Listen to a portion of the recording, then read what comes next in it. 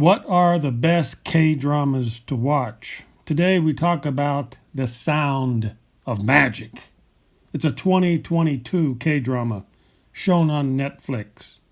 Netflix is quickly becoming the home of the K-dramas.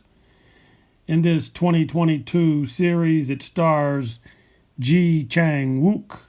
He also played the main role in K2. So he's a pretty good actor. He's got a lot of, he's got some character going for him. He's a good actor. Again, Chang-Wook. Now, I wish that he had more of a role in this series, but still, it was enough to keep you entertained.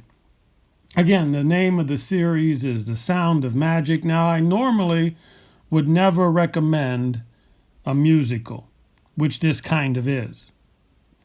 And normally I would never recommend a teenager show. But this, I'm going to make an exception with this one because, I end up liking it. And also the main character played by Choi Sung-Eun. She plays a high school student, but she is in real life. She's like 26 years old in real life. So you don't get that teenager vibe going. It irks us old folks. So even though it possibly could be a teenager musical, it's not really.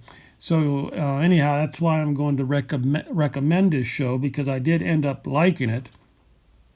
Do you believe in magic? I do.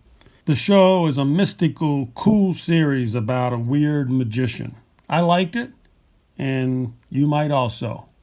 So I recommend, for what are the best K-dramas to watch, I do recommend The Sound of Magic.